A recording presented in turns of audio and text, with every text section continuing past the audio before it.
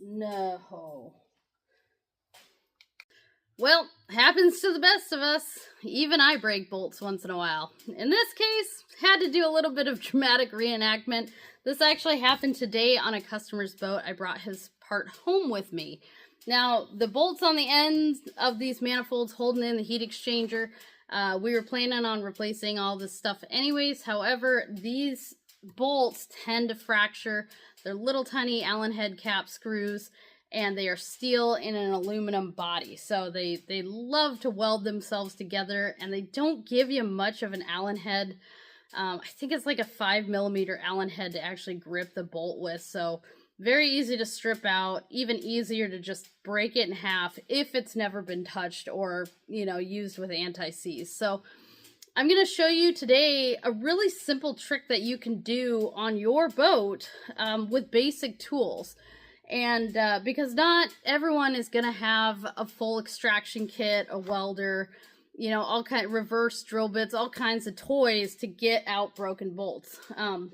This is something that's, happens to all of us. I break bolts once in a while, not super often. You kind of learn how to be careful in certain instances, but when it happens, you got to be prepared for it, because this manifold is a $3,900 manifold, and we do not want to screw it up because we broke a bolt. Anyways, I'm going to zoom you in here and we'll show you what I do to get it taken out. All right, guys, so this is our culprit. We've got a steel bolt that has broken off in an aluminum housing, and these end caps for these heat exchangers tend to be feisty because steel and aluminum really don't get along, and they will literally weld each other together. I'm going to zoom you out here real quick because I want to show you. I'm going to start with the heat method. Heat works exceptionally well, and I carry this Bernzomatic tank of MAP gas. This works excellent. It's hotter than propane, and it doesn't have to be like so hot that we're like, melting the aluminum. But I'm going to start by heating the surrounding areas, and then I'm going to hit it with some PB Blaster. And then I will take my pliers, see if I can't grip this, because luckily we've got a little bit sticking out. These are really great pliers. They're very grippy. This is my mini set of Knipex. And I tell everybody they need to get a pair of these. These things are glorious. I have tons of different sizes of these, and I use them every day. So we're going to be quick about it. I'm going to heat the surrounding area first. See if I can do this with you in front of me.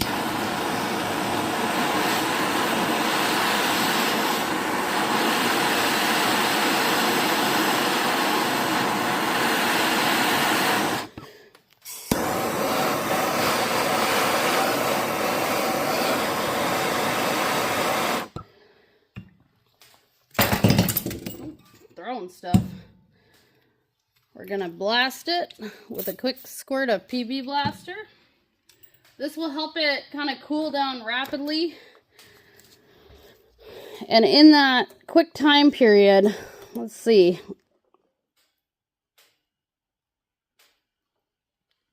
Oh, yes, it turned. There we go. There we go. Now she's loose. Another one defeated. Let's get this guy all the way out. It's really hard not to want to grab it with my other hand because I know it's pretty hot right now. But we're going to get this out, clean this up, and get the new heat exchanger installed. Let's see, can I touch it? It's not too bad. Oh, now she comes out easy. Of course she does. There we go. She is out of there.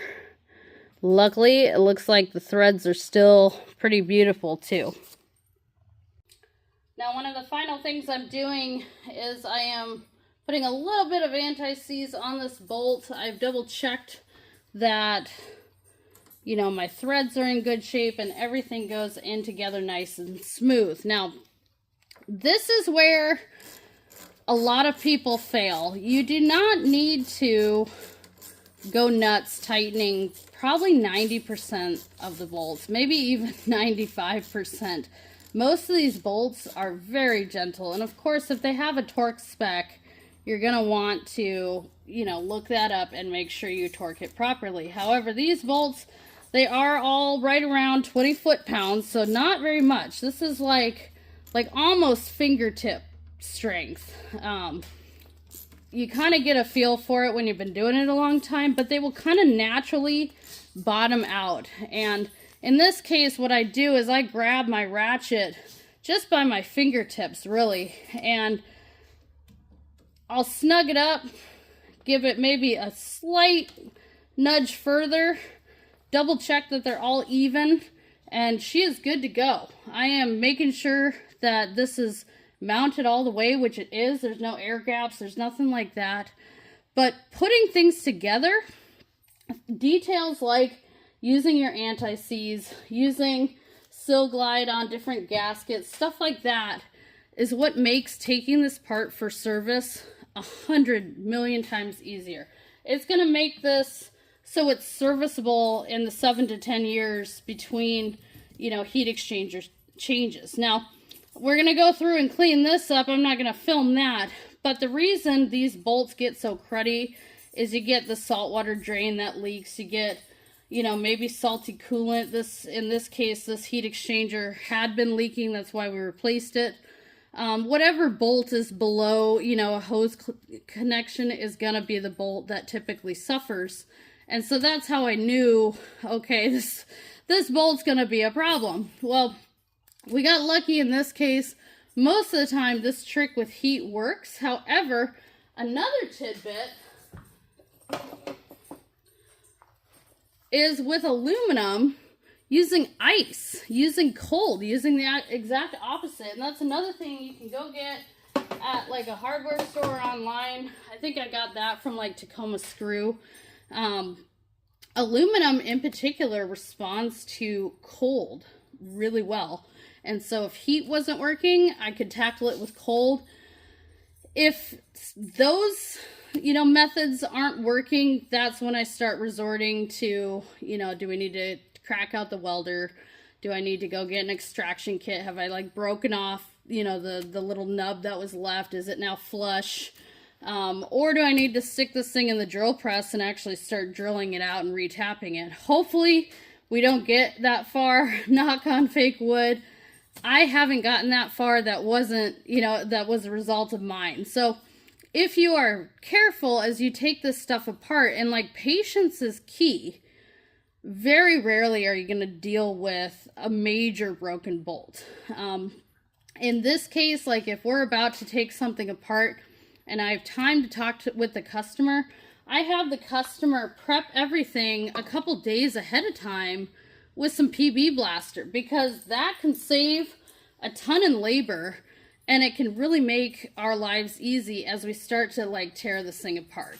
So I hope you guys learned something today. Glad we got the bolt out. That's super cool. And I will plan on seeing you next week.